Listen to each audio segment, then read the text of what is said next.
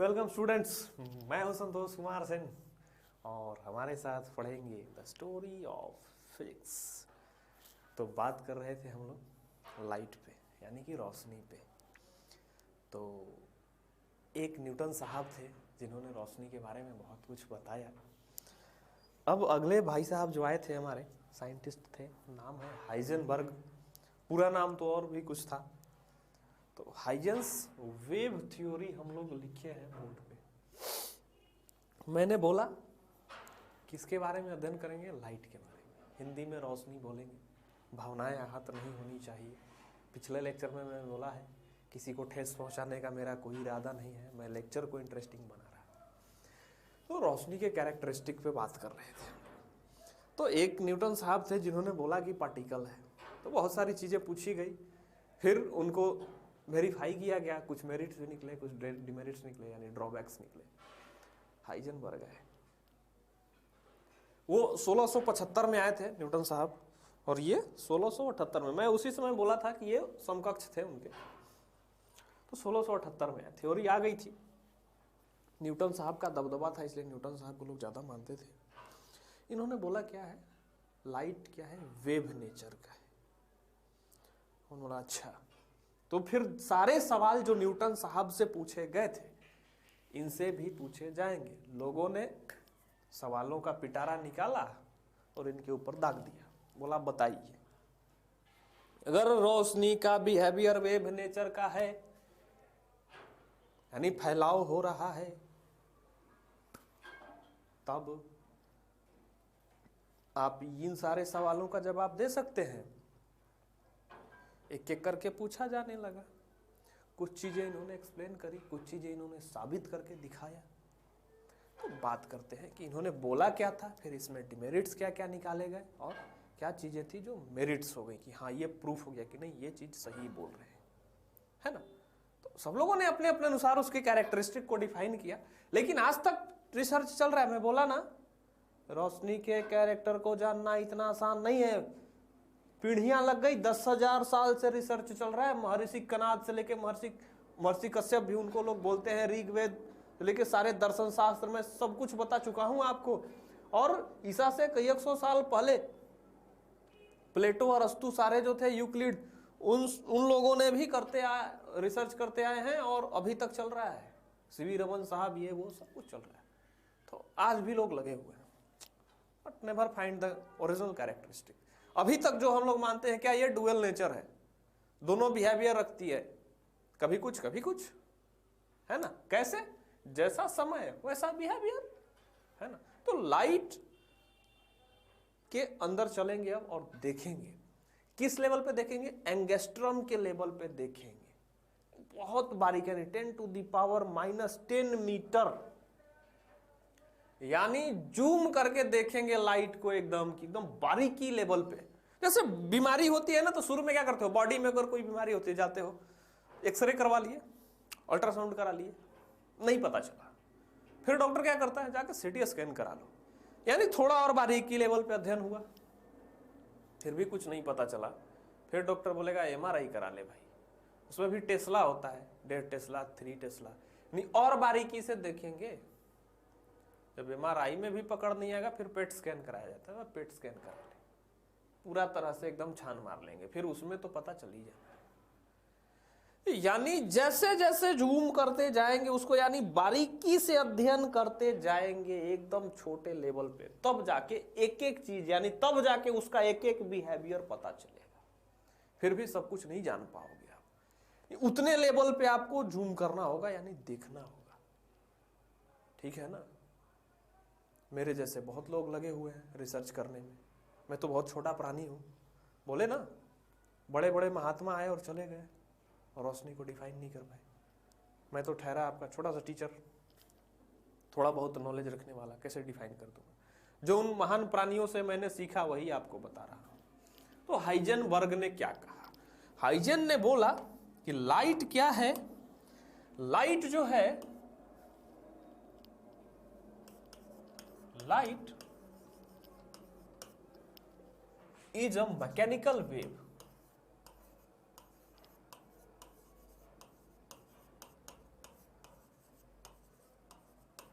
Mechanical wave. Mechanical wave कहने का मतलब हो गया लाइक साउंड वेव बोल सकते हो। साउंड क्या है?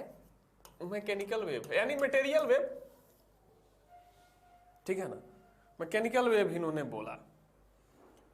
तो मैकेनिकल वेव जब बोले तो मैकेनिकल वेव को चलने के लिए रास्ते की जरूरत होती है, मीडियम, है ना, मीडियम। कहने का मतलब हो गया कि ये इट रिक्वायर्स मीडियम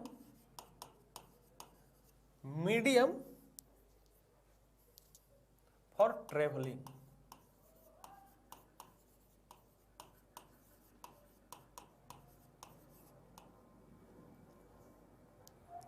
क्या है कि फिर जो मैकेनिकल वेव होता है उसको मीडियम चाहिए। जैसे यहाँ पे एयर मीडियम है ना, अब दीवार भी है तो एक तरह से मीडियम है, रॉड, कुछ ना कुछ मीडियम, यानी वैक्यूम नहीं होना चाहिए। बिल्कुल ही खाली जगह यानी वैक्यूम हो जाएगा तो ये मैकेनिकल वेव ट्रेवल नहीं कर पाएगा, ठीक है ना। इंटरेस्टिंग वे में समझते हैं। इन्होंने बोला कि रोशनी क्या है? मैकेनिकल वेव है।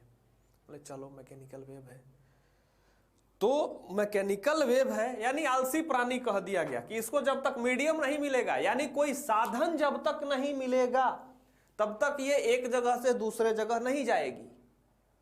आप गाड़ी से ले जाओ, साइकिल पे बिठा के ले जाओ, प्लेन में बिठा के ले जाओ, किसी चीज में बिठा के ले जाओ, नहीं मैकेनिकल वेव के पास अपना पांव नहीं है, रोशनी के पास पांव नहीं है।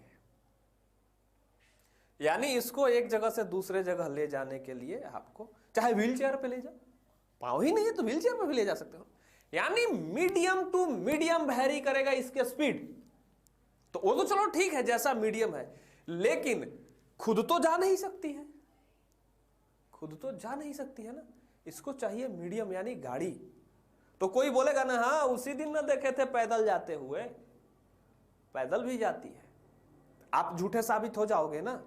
तो हाइजेनबर्ग से लोगों ने पूछा कि तब ये बताइए कि तब सूर्य से जब आती है लाइट और पृथ्वी तक तो बीच में वैक्यूम है, बीच में क्या है? वैक्यूम है। अब बताइए कि वैक्यूम जब है तो कैसे चल के आ रही है? वहां तो पैदल चलना पड़ रहा है ना, क्योंकि अब कोई जैसे कोई सड़क ही नहीं है।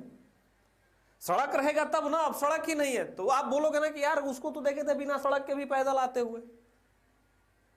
तो लाइट को भी तो लोग देख रहे हैं ना कि बिना सड़क के पैदल आ रहा है, लेकिन नहीं यार आप झूठ बोल रहे हो, लाइट जो है वो आ जाता है वैक्यूम में भी। ऐसे कैसे मैकेनिकल वेव है? ऐसे कैसे कभी उसका पैर नहीं है, उसको चलने के लिए किसी के सहारे की जरूरत है।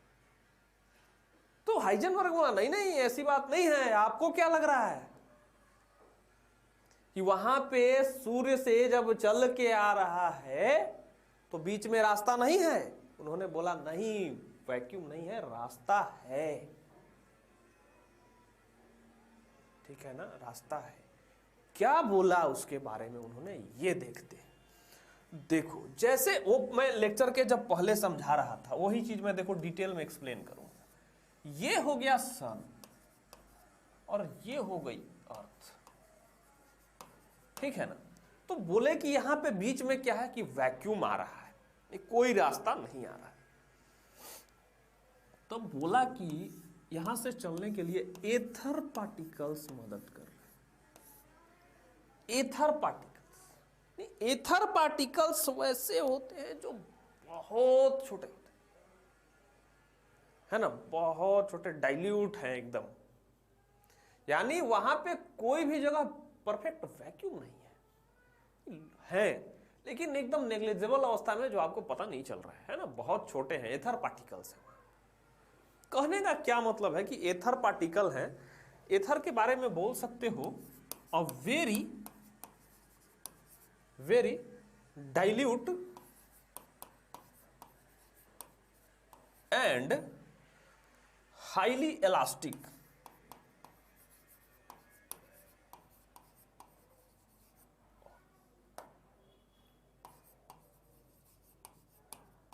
हाईली इलास्टिक मीडियम, मीडियम बोल सकते हैं उसको, एकदम वेरी डाइल्यूट और हाईली इलास्टिक मीडियम होता है, ठीक है ना, एथर मीडियम बोलते हैं उसको।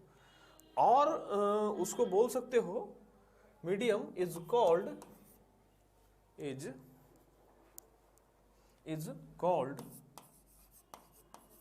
एथर, ठीक है ना। और इसके बारे में कह सकते हो कि स्प्रेड एवरीवेयर,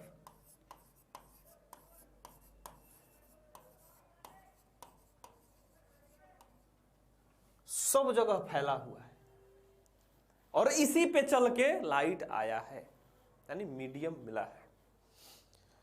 यानी जो आलोचक होते हैं, अब तुम बोलोगे कि कल ही तो देखे थे रोशनी को बिना रास्ते के पैदल आते हुए, तो आप बोलोगे कि तुमको नहीं पता है, तुम गौर से जाके देखो, वहां रास्ता था,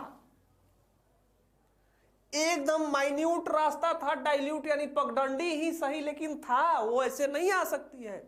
मैं जानता हूं जबरदस्ती का बात है ये, लेकिन उस समय इन्होंने बोला कि है रास्ता, आपको क्या लगता है? नहीं, बिना रास्ते के वो नहीं आ सकती है ना। अब लोग बोले थे कि नहीं, वो कृत्रिम पैर लगा के आई है, अपने पैर से नहीं, क्योंकि उसके पास अपना पैर है ही नहीं, बिना मीडियम के सहारे के वो जा ही नहीं सकती है। और लोग बोलेंगे कि चलते देखें तो नहीं, उसको सपोर्ट मिला है कहीं ना कहीं से, कोई ना कोई मीडियम है जो उसको ले गया, अपने से नहीं गई। लाइट के बारे में ये हुआ, लोगों को लगा हो सकता है कि सही बोल रहे हो कि ऊपर में मीडियम हो डाइल्यूट और लाइट आ रहा, ऐसा चीज था नहीं ऐसे। तो चलिए, अब ये थ्योरी उन्होंने दी, तो क्या क्या चीज अब एक्सप्लेन किए।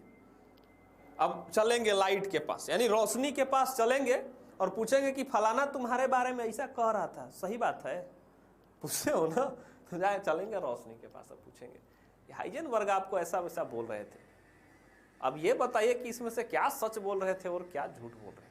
जैसा न्यूटन के बारे में गए थे ना फिर पूछने कि देखो न्यूटन साहब आपके बारे में ऐसा ऐसा बोल रहे हैं, क्या सच बोल रहे हैं क्या झूठ बोल रहे हैं, तो 2 बात सच 4 झूठ निकल गया था। वो अलग बात था कि उनके 4 स्टेटमेंट में वो 6 स्टेटमेंट कर गई थी, लेकिन होता है।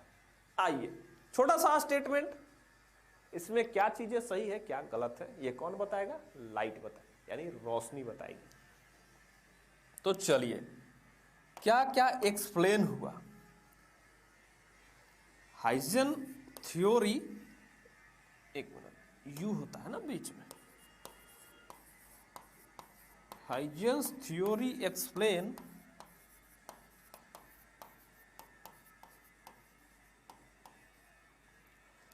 क्या क्या एक्सप्लेन हुआ। मैं इसे स्लाइड कर लेता हूं थोड़ा ऊपर, लिखने में आसानी हो जाएगी। क्या क्या एक्सप्लेन हुआ, मैं लिखता हूं। पहला, रेक्टिलिनियर प्रॉपर्टी, या स्ट्रेट लाइन में चलने के लिए कि खाली जगह रहता है तो रेक्टिलिनियर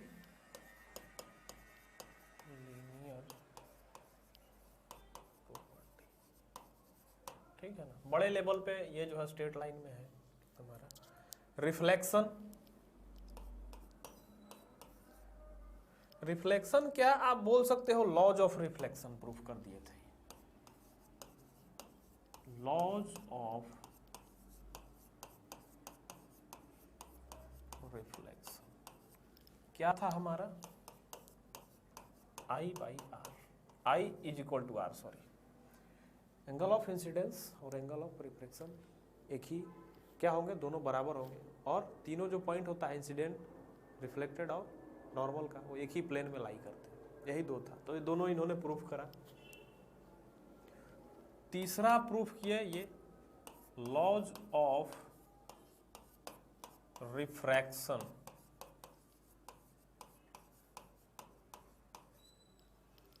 लॉज ऑफ रिफ्रैक्शन इन्होंने प्रूफ किया। उसमें क्या था, ये स्नेल्स लॉ, स्नेल्स लॉ। मैंने आपसे वादा किया था कि मैं किसी लेक्चर में आगे बताऊंगा, तो यहीं के लिए वादा किया था, यहाँ पे प्रूफ है स्नेल्स लॉ, ठीक है ना। जो sine i by sine r हम लोग करते आ रहे थे अभी तक, वो यहाँ पे प्रूफ करेंगे। चौथा, इन्होंने एक्सप्लेन किया इंटरफेरेंस,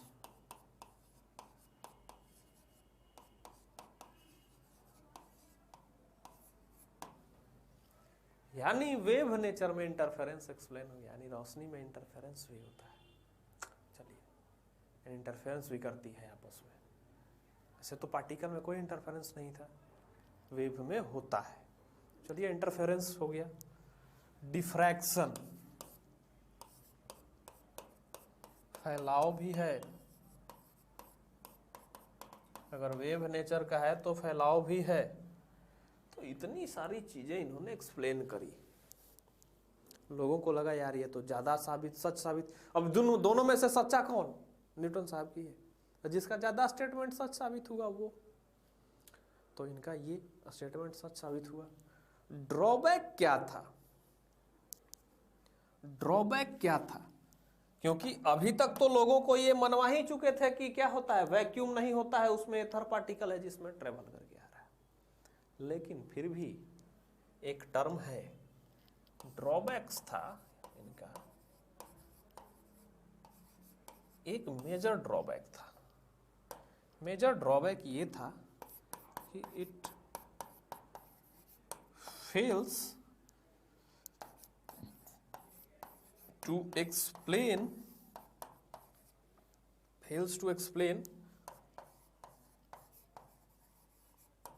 polarization। पोलराइजेशन को एक्सप्लेन करने में चूक गए, फेल हो गए। ठीक है ना? तो पूरी तरह से तो राइट इन्हें भी नहीं माना गया। निरंतर जारी है, हम लेटेस्ट वाले पे भी आएंगे। निरंतर अभी भी जारी है। हाइजेनबर्ग इसको नहीं कर पाए थे। ठीक है ना? तो कुछ चीजें इन्होंने बताई जो बड़ी अच्छी थी। ठीक है ना? कुछ थ्योरी इन्होंने बताया, जैसे वेव फ्रंट की चर्चा इन्होंने करी। वेव नेचर का था तो वेव के बारे में इन्होंने अच्छे से बताया। आप इस चीज को लिख लो, फिर हम इनके क्या चलेंगे, थ्योरी पे अच्छे से चलेंगे। ठीक है ना? प्रिंसिपल पे क्या क्या प्रिंसिपल था हाइजेनबर्ग। तब तक मैं नीचे अपना वायर सही कर लूं, ये पैर में आ जाता है।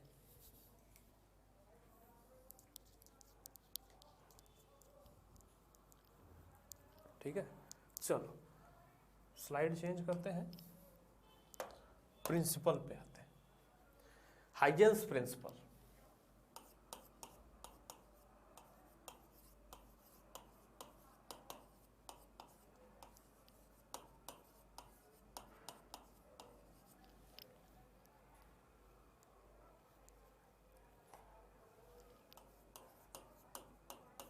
ठीक है, हाइजेंस प्रिंसिपल। क्या क्या प्रिंसिपल है इनका? बहुत कुछ एक्सप्लेन किए थे ये। ठीक है, तो बात करेंगे इनके प्रिंसिपल्स पे। तो प्रिंसिपल्स में सबसे पहले इन्होंने वेव फ्रंट के बारे में। वेव फ्रंट बड़ा ही इंटरेस्टिंग टॉपिक है, समझिएगा इसको अच्छे से, आगे भी काम आएगा। वेव फ्रंट क्वेश्चंस आते हैं इस वेव फ्रंट से आपके एग्जाम्स में। कहने का मतलब हो गया कि फ्रंट कहने का क्या मतलब है? सामने से कैसा दिखाई दे रहा है ना? सामने से कैसा दिखाई दे रहा है। अगर कोई गाड़ी है सामने से आ रहा है, फ्रंट लुक क्या होता है? ऐसे फोटो जो खींचा होता है ना, देखते हो गाड़ी वाले फ्रंट से कैसा दिख रहा है ये, जिस दिशा से आ रही है। तो ये ऐसे ऐसे बढ़ रहा है, किस शेप में बढ़ रहा है, कौन से शेप में बढ़ रहा है, वही शेप वेव फ्रंट कहलाता है। यानी फैलाव हो रहा है, वेव जो है जा रहा है दूर तक, तो किस शेप में जा रहा है। अब जैसे मैं जा रहा हूं अभी यहां पे ऐसे, तो धीरे धीरे चल के स्ट्रेट लाइन में जा रहा हूं। छोटा बच्चा देखते हो ना, कोई यूं करके ऐसे दौड़ के चला जाता है। अब बाइक चलाते हैं देखते हो ना, बहुत बच्चे अब जो है वो सीधे चलते हैं। लेटेस्ट आजकल वाले जो बच्चे होते हैं स्कूली, वो क्या करते हैं, ऐसे लहरिया कट बोलते हो ना उसको, बाइक राइडर्स। तो उनका वेव फ्रंट कुछ और हो गया। यानी किस डायरेक्शन में और किस तरह के पाथ को फॉलो करते हुए आ रहा है वो, यानी कौन से पाथ को फॉलो करते हुए आ रहा है, यानी सामने से कैसा दिख रहा है आते हुए।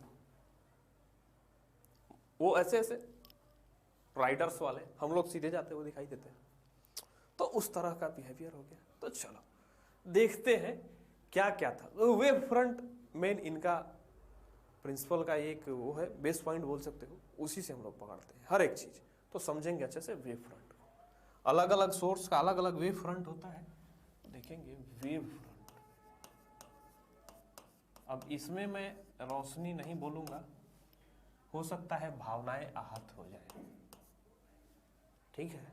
तो हर चीज का अपना दायरा होता है। तो इस टॉपिक में मैं नहीं वर्ड यूज करने वाला, क्योंकि आप लोग अन्यथा ले लोगे उस बात को, ठीक है ना। और मैं नहीं चाहता कि हमारी बातों को अन्यथा लिया जाए। तो उसी टॉपिक में यूज करूंगा जहां पे एक लेवल बना रहेगा, जहां पे यार कुछ मतलब निकाल लोगे आप लोग, ठीक है। तो चलो वेव फ्रंट, इसके बारे में लिख सकते हैं कि it is the locus. Locus बहुत फेमस वर्ड है, हमेशा से सुनते आ रहे हो, लोकस यानी पाथ, ठीक है ना।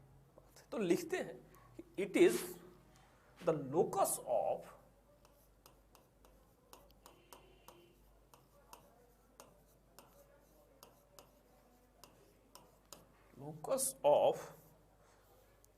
all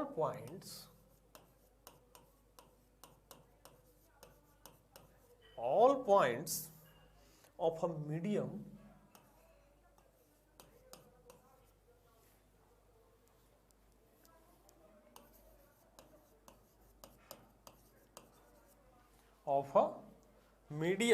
which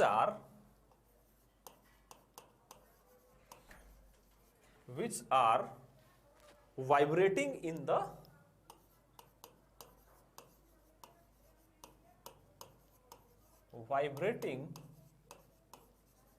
the same phase।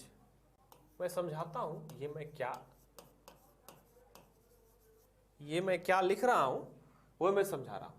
Vibrating in the क्या हो गया, सेम फेज। तो सेम फेज कहने का मतलब हो गया आपका कि जैसे कोई भी मीडियम है, तो मीडियम में ट्रेवल कर रहा है, हमारा वेव है तो ट्रेवल कर रहा है। इन्होंने क्या बोला कि वैक्यूम नामक कोई चीज ही नहीं है, जहां भी है वहां मीडियम है। तो चलो मीडियम है, इसका मतलब मीडियम है तो उसी में ट्रेवल कर रहा है ना। तो लोकस के बारे में इन्होंने बात करी। लोकस देखो क्या कहा इन्होंने कि it is the locus of all points of a medium which are vibrating in the same phase. देखो एक पॉइंट सोर्स लेते हैं, पॉइंट सोर्स लेते हैं, ये बल्ब ले लिए। तो बल्ब में जब जलेगा तो रोशनी निकलेगी, बल्ब जलाओगे तो चारों तरफ फैलेगा, है ना। ऐसे बल्ब रख दिए तो उसके चारों तरफ एकदम स्फेयर के जैसा इमेजिन करना, एकदम स्फेरिकल, चारों तरफ निकल रहा है लाइट, स्फेरिकल, है ना। चारों तरफ लाइट निकल रहा है। देखो कैसे चारों तरफ कैसे लाइट निकल रहा है, ये देखो ऐसे ऐसे ऐसे ऐसे ऐसे ऐसे, ये चारों तरफ लाइट निकल रहा है ना। तो चलो अब जब ये लाइट चारों तरफ निकल रहा है और ये वेव नेचर का है, वेव नेचर का है, सबसे पहले ये चीज समझते हैं, स्ट्रेट लाइन और वेव का क्या मतलब है। वेव ये हो जाता है कि देखो एक तो ऐसे वेव बोले हो गया, तो ये स्ट्रेट लाइन नहीं दिख रहा होगा आप लोगों को, लेकिन अगर इसका एम्पलीट्यूड बहुत छोटा कर दो, एकदम माइनर कर दो एम्पलीट्यूड। माइनर कहने का मतलब हो गया स्ट्रेट लाइन दिख रहा है कि नहीं दिख रहा है, वैसा ही दिख रहा है। वही वाला खेल यहां हो गया, ठीक है ना। तो चलो निकला लाइट रेज चारों तरफ, ये स्फेयर इमेजिन करना है इसको कि स्फेरिकल शेप में निकल रहा है। ऐसा नहीं है कि लाइट खाली प्लेन में निकल रहा है, बीच में जला रहे हो तो पूरे कमरे में फैल रहा है, चारों तरफ फैल रहा है। तो अब ये सेम फेज में बोला गया, तो वेव निकल रहा है लाइट से, कौन सा, ये वाला वेव निकल रहा है। अब देखो जब वेव निकल रहा है तो वेव का क्या इक्वेशन होता है, आप लोगों ने 11th में पढ़ाई करी है, मैंने बोला ना लाइक साउंड वेव, तो 11th में आप लोग साउंड वेव पढ़े हो, तो वेव जब पढ़े होगे चैप्टर, उसमें इक्वेशन आया होगा y is equal to a sine omega t plus k x. ये इक्वेशन आया था कि नहीं आया था, याद करो, अगर आपने पढ़ा है तो ये इक्वेशन आया होगा, ठीक है ना। अब देखो, इक्वेशन आया था तो फेज किसको बोले थे आप, फेज किसको बोले थे, ये जो omega t plus k x जो है ना, इसी को बोले थे फेज। इसी को क्या बोले थे, फेज बोले थे, ठीक है ना। और ये तो टाइम, कितना टाइम के लिए आप निकाल रहे हो, ठीक है। तो चलो, ये सेम फेज में होगा, ये क्या मतलब है। अब इससे 5 वेव निकला, 5 वेव निकला तो लोकस बोला गया। अब वेव निकला तो इससे इक्वल इक्वल दूरी पे, सब पे पॉइंट ले लो आप, इक्वल इक्वल दूरी पे, और उसके क्या कर दो, ऐसे मिला दो, इक्वल दूरी पे पॉइंट ले और मिला दिया, तो ये एक स्फेरिकल शेप की तरह बन गया, बिल्कुल स्फेरिकल बना होगा, सारे पॉइंट को ऐसे मिलाए होगे तो गोल बन गया होगा स्फेरिकल शेप में। उसके बाद जब स्फेरिकल शेप में ये बन गया तो देखो, अगर माना जाए कि हम इतना दूर वेव जो है वो टी टाइम में ट्रेवल किया, ट्रेवल करने में कितना टाइम लगा, टी, ठीक है ना। जब टाइम टी लगा ट्रेवल करने में, तो स्पीड तो एक ही होगी, क्योंकि मीडियम सेम होगा तो स्पीड सेम होगी ना लाइट की। तो क्या हो गया कि मान लो कि x डिस्टेंस, ठीक है, x ट्रेवल किया हमारा, x डिस्टेंस ऐसे करके। तो चलो, सब में इक्वली किया है, तो कहने का मतलब हो गया कि इस वाले वेव को मान लो a, इसको मान लो b, इसको मान लो c, इसको मान लो d, इसको मान लो e। तो कह रहा है कि a के लिए जब वेव इक्वेशन आप लिखोगे, वेव इक्वेशन, तो फेज जो होगा वो omega t plus k x होगा। उसी तरह से बी वेव के लिए भी जब इक्वेशन लिखोगे तो फेज होगा जो omega t plus k x होगा। सी के लिए भी लिखोगे तो omega t plus k x होगा। यानी इक्वल टाइम में अगर ये टाइम सेम है तो पूरा का पूरा सारे जो वेव हैं इनका फेज भी क्या है, सेम है। अगर ये टाइम टी सेम है तो ये जो लोकस बनेगा वो एक स्फेरिकल शेप का बनेगा, और क्या होगा, सबका फेज सेम होगा। इसको आप आते आते ई तक कर सकते हैं, ई में भी वही आएगा। ये कहने का मतलब हो गया क्या है, वेव का फेज सेम है। अगर आप वेव पढ़े हो तो ये इक्वेशन आपको समझ में आ रहा होगा, क्योंकि अब मेरे पास वेव बताने का तो टाइम नहीं है कि इसमें मैं वेव बताने लगूं। पूरा का पूरा ये एक चैप्टर है कंप्लीट, और बड़ा सा चैप्टर है, तो मैं सिर्फ ये कंक्लूजन बता रहा हूं कि ऐसे होता है, ठीक है। तो इन्होंने बोला, और ये जो वेव जो बनेगा, ये जो लोकस मिलाए हैं, तो ये कैसा बना है, चारों तरफ इमेजिन करना कैसा बना, स्फेयर बना ना, कैसा बना, स्फेयर बना, ठीक है ना। एक मिनट, स्फेरिकल कह सकते हो इसको, स्फेरिकल। तो जब ये स्फेरिकल बना, उसी तरह से थोड़ा सा आगे और बढ़ोगे, अगर मिलाओगे तो फिर स्फेरिकल बनेगा। तो जब आप यहां से देखोगे तो ये वेव का लोकस कैसा दिखाई देगा, किस तरह से बढ़ते हुए दिखाई देगा, स्फेरिकल दिखाई देगा कि नहीं दिखाई देगा, स्फेरिकल दिखाई देगा ना लोकस। पानी में कंकड़ ऐसे मारो, फिर क्या होता है, ऐसे कंकड़ मारोगे फिर वो वेव बढ़ते हुए दिखाई, तो वो जो ऐसे बढ़ता है ना वो वेव फ्रंट है, वो वेव नहीं है गोल गोल जो दिखाई दे रहा है कि चारों तरफ गोल फिर बढ़ रहा है, वो वेव फ्रंट है, उसी को बोलते हैं वेव फ्रंट। वहां पे सर्कुलर दिखता है ना, वो वेव फ्रंट दिखता है आपको, ठीक है ना। पानी में ऐसे जब डालोगे देखना, फिर वैसे फैलता है वहां से सर्कुलर शेप में, वही वेव फ्रंट है, ठीक है ना। तो ये कैसे फैलेगा, स्फेरिकल शेप में फैल रहा है, जहां तक जाएगा उस वहां तक स्फेरिकल शेप में ही जाएगा।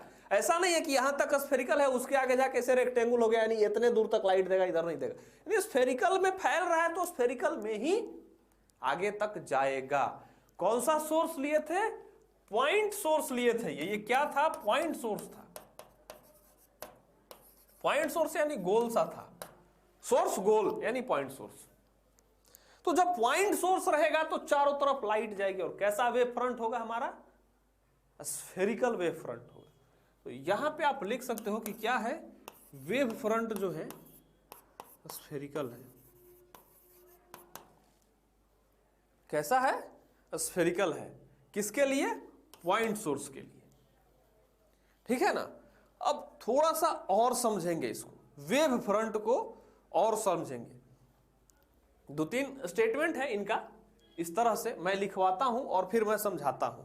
ठीक है ना? ये तो पहला स्टेटमेंट था वेव फ्रंट का। चलो हम स्लाइड करते हैं और फिर हम आते हैं वेव फ्रंट में, बहुत अच्छे से हम आएंगे। दूसरा स्टेटमेंट इनका है, वेव फ्रंट के ही बारे में है। हाइजन का प्रिंसिपल जो था वो वेव फ्रंट के ही बारे में था। तो क्या है हमारा?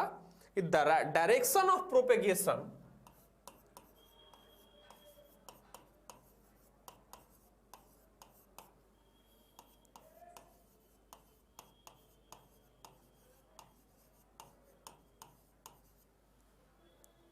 Direction of propagation of light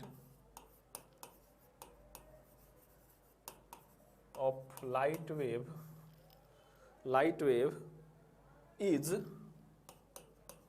light wave क्या मतलब? इसको ब्रैकेट में कर लो, केवल वेव के लिए भी बोल सकते हैं कि direction of propagation of wave ही बोल दो।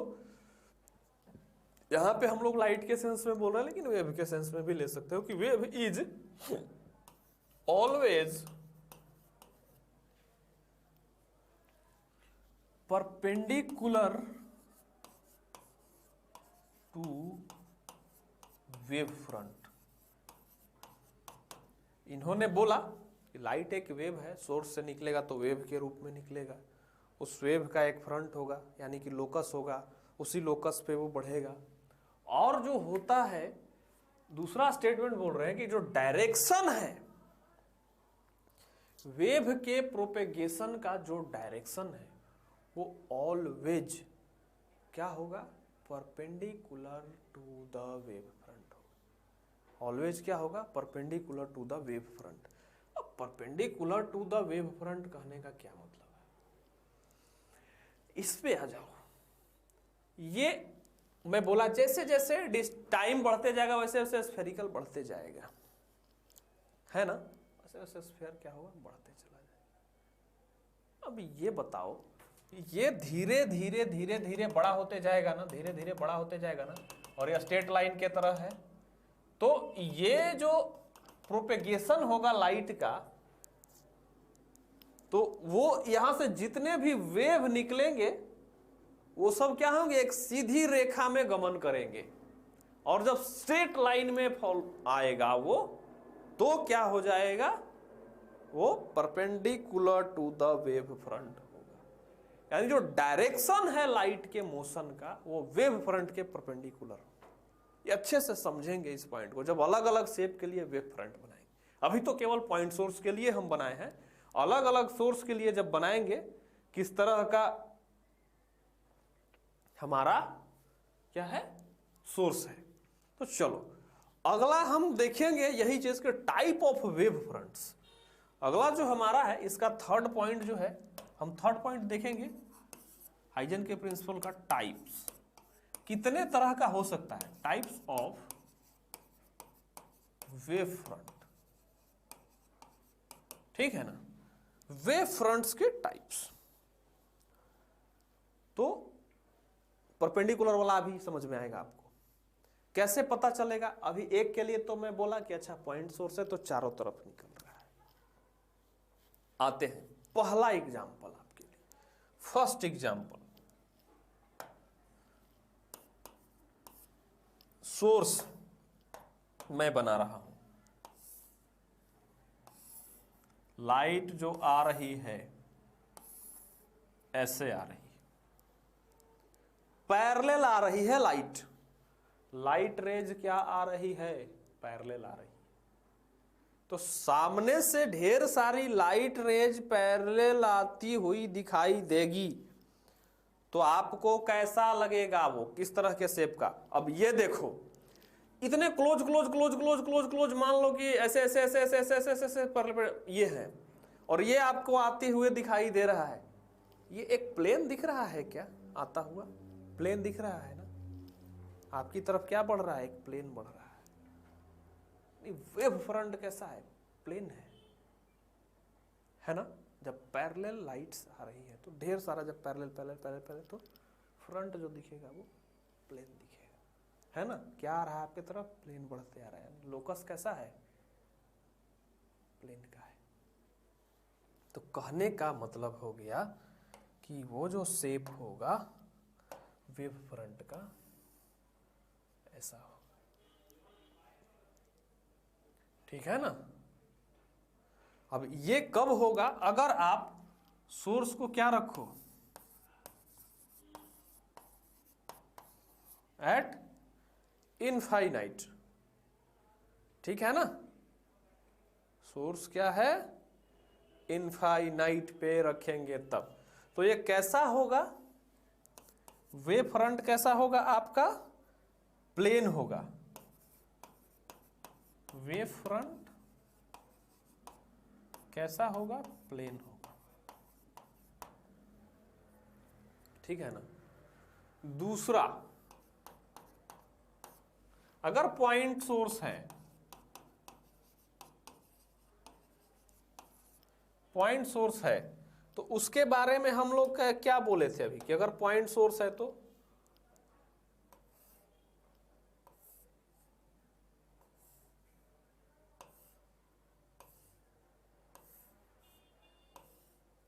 चारों तरफ इस तरह से निकल रहा है, और जब चारों तरफ इस तरह से निकल रहा है तो लोकस को ऐसे ऐसे ऐसे ऐसे ऐसे मिलाओगे, क्या आया था यहाँ पे, पॉइंट सोर्स था तो स्फेरिकल, वो तो ऊपर में मैं बता चुका हूं, स्फेरिकल वेव फ्रंट।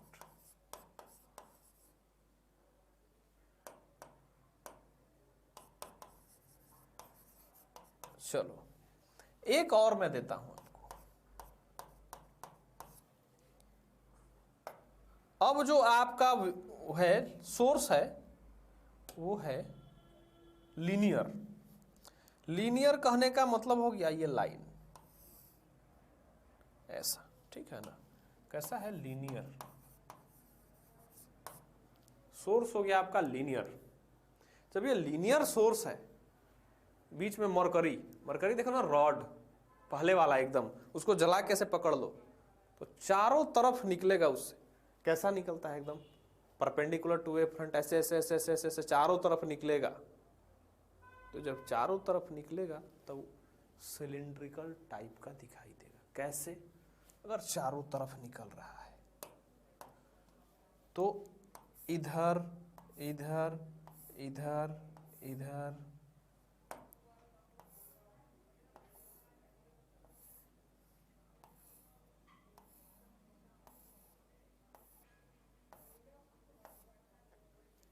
चारों तरफ सिलिंड्रिकल शेप में बढ़ेगा, और ये आपको दिखाई देगा कुछ, एक मिनट, ऐसा, कुछ ऐसा दिखाई देगा।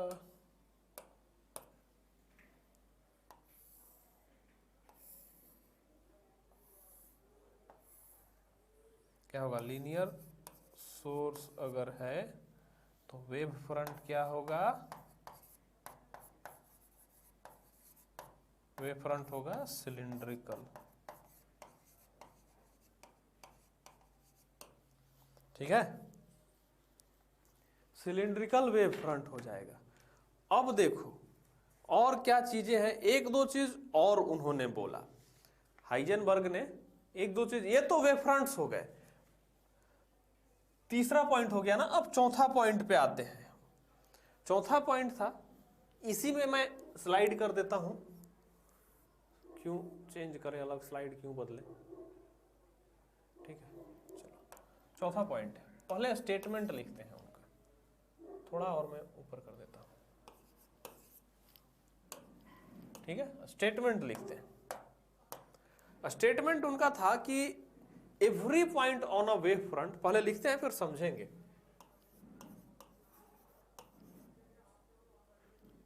Every point on a wave front, every point on a wave front acts as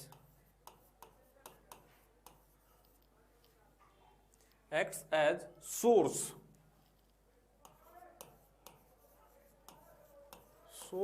of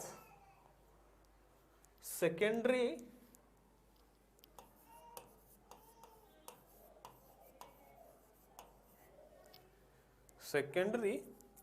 disturbances. Secondary, मैं अच्छा सा एग्जाम्पल दूंगा आप लोगों को। डिस्टर्बेंसेस, ठीक है, विच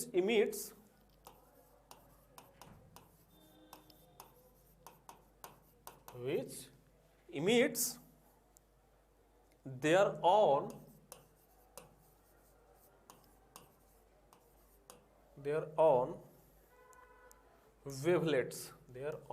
wavelets,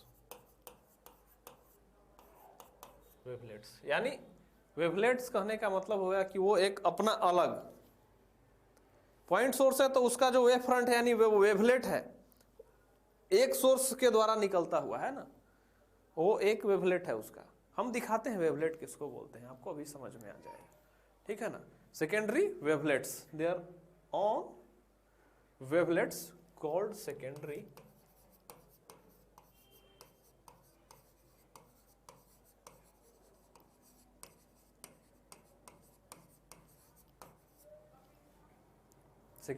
wavelets.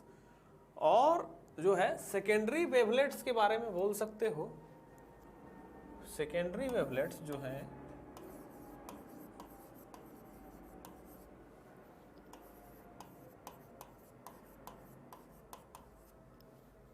wavelets spread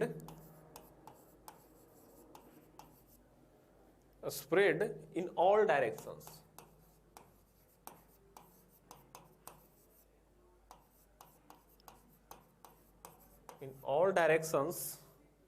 with speed of wave।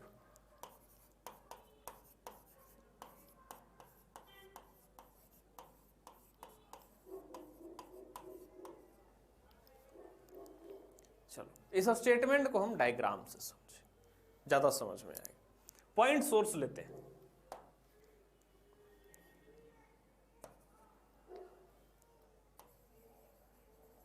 Point source लिए, इससे कैसा निकला था हमारा, स्फेरिकल निकला था।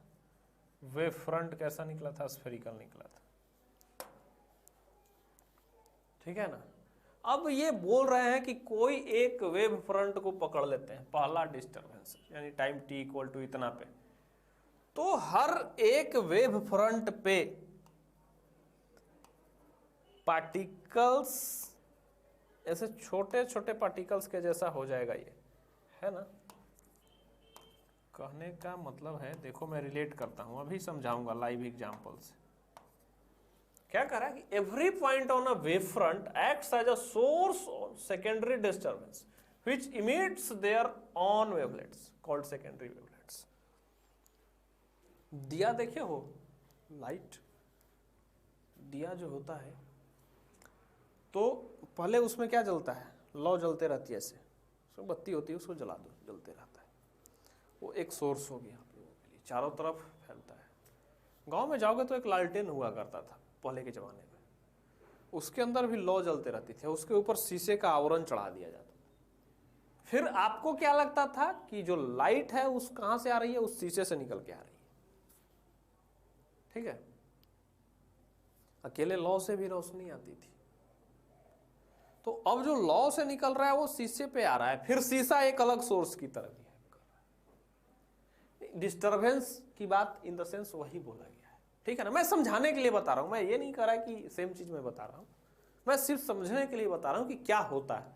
जैसे एक छोटा बल्ब लेके आओ, उसको जला दो तो वो अलग लाइट, या पहले गांव में जो बल्ब होते थे पीला वाला, उसमें फिलामेंट होता था, बहुत पतली सी तार, तो वो वायर जलता था, उसके ऊपर वो बल्ब का आवरण वो शीशे का होता था। फिर आपको क्या लगता था कि वो बल्ब ही सोर्स है, एक्चुअली में सोर्स क्या था, अंदर था। अगर उस बल्ब को एक और शीशे में आप बंद कर दो, इसी मर्तबान में डाल दो शीशे का जो है, फिर वो मर्तबान जलेगा, है ना, वहां पे एक डिस्टर्बेंस हो गया, फिर वो उस तरह का बिहेव, है ना, वो भी एक सोर्स के जैसा बिहेव कर देगा आपका। तो अलग अलग डिस्टर्बेंसेस में फिर वो वहां पे एक नया सोर्स के जैसा बिहेवियर हो जाता है। तो मान लो कि ये एक वेव फ्रंट है और इस पे जो आके ये लाइट्स पड़ी, तो ये जो लाइट्स जो पड़ी ना, ये एवरी पॉइंट, इस लाइट का सारा पॉइंट, वेव फ्रंट का सारा पॉइंट कैसा बिहेव करेगा, एक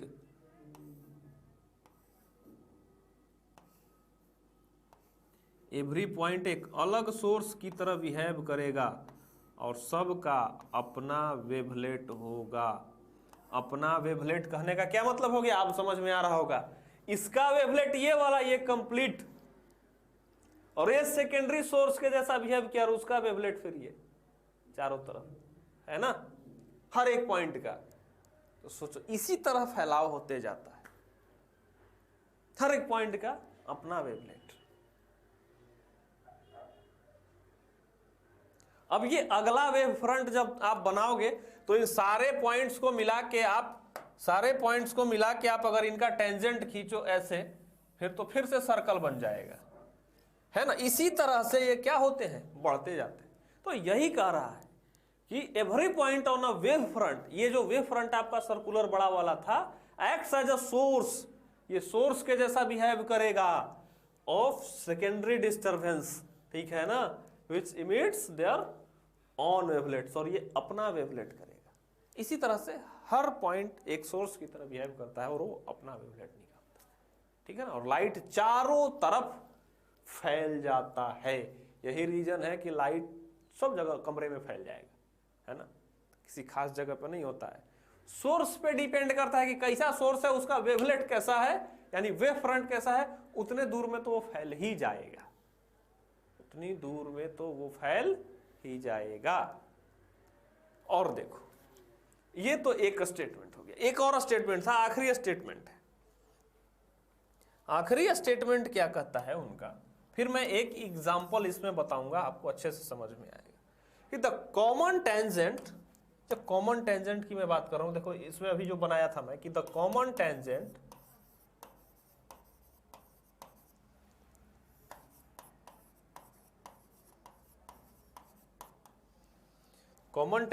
on secondary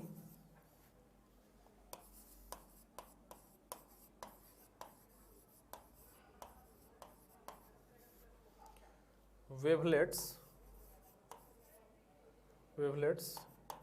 in forward direction gives new wave front. बोला था ना, इन फॉरवर्ड डायरेक्शन अगर इनको मिलाओगे तो क्या दे देगा, न्यू वेव फ्रंट दे देगा। कहने का मतलब है कि अगर एक ये वेव फ्रंट है मान लो, और इससे आपका क्या निकल रहा है, वो बोले थे कि परपेंडिकुलर करता है मोशन, ऐसे ऐसे ऐसे, है ना। और इसके बारे में बोला गया था कि ये सोर्स कैसा है, इस तरह से अपना अपना पॉइंट सोर्स से जब निकला इस तरह से, तो यहां से क्या हो गया, मान लीजिए कि एक डिस्टरबेंस हो गया, तो यहां पे ये सोर्स के जैसा बिहेव करने लगा, तो यहां पे ये अपना गोल ऐसे बनाएगा। तो ये चीज थी, यहां से देखो ये, तो इन सब पॉइंट्स को जब मिलाओगे आप, सारे चीजों को मिलाओगे, कॉमन टेंजेंट्स खींचोगे, तो वो दूसरा वेव फ्रंट बनाएगा। यानी अगर इसको आप ऐसे मिला दोगे कॉमन टेंजेंट, तो दूसरा वेव फ्रंट बनाएगा। एकदम सेम देखो वही वाली बात यहां। तो ये एक चीज तो पता चल रहा है कि जितने वेव ये जो है ये सेंटर पॉइंट से, सोर्स से आते हुए दिखाई दे रहे हैं, ठीक है ना। और इस वेवलेट पे क्या हो रहे हैं, वेव फ्रंट पे परपेंडिकुलरली एक्ट कर रहे हैं, परपेंडिकुलर बिहेवियर है। तब मेरे एक छोटे से सवाल का जवाब आप देना इसी के साथ मैं इस लेक्चर को खत्म करूंगा और आप वेव फ्रंट के क्वेश्चंस आसानी से कर लोगे। ये रहा कॉन्वेक्स मिरर और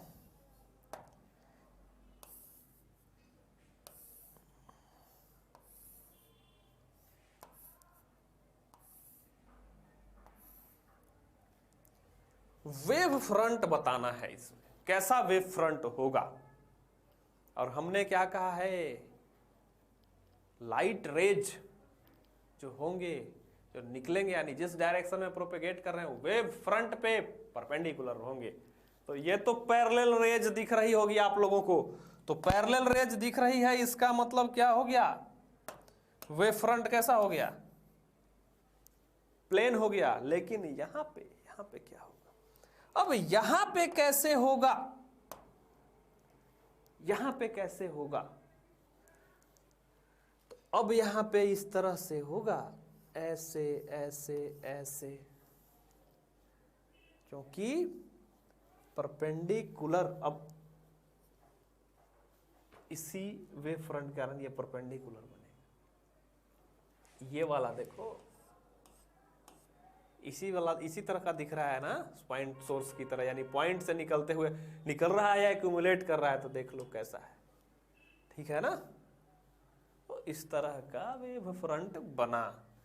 अब यहां पे उधर से निकल रहा है, आ रहा है, तो आ रहा है तो वापस कर दो, आ रहा है तो वेव फ्रंट अगर आपको बनाना है तो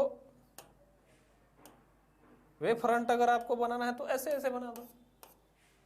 वो डिपेंड करता है ना, कहां से लाइट का फैलाव हो रहा है और कहां पे जाके। तो ये इसी तरह का होता है, इस तरह से नहीं करना आप, सही होता है जो इसी तरह करना, ठीक है ना, इसी तरह का वेव फ्रंट सही माना जाता है।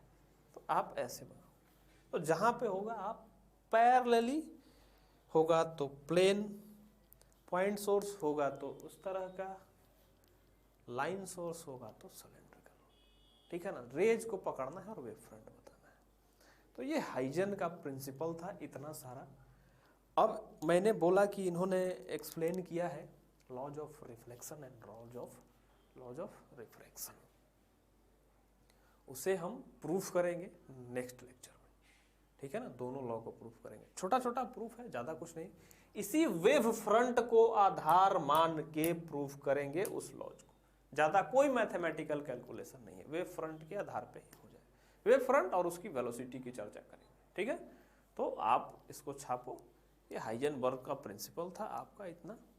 तो चलिए इन्हीं भूली बिसरी यादों के साथ विदा लेते हैं आपसे, मिलेंगे नेक्स्ट लेक्चर में इसके आगे की कहानी के साथ। तब तक के लिए पढ़ाई करते रहिए, बाय बाय, सायोनारा।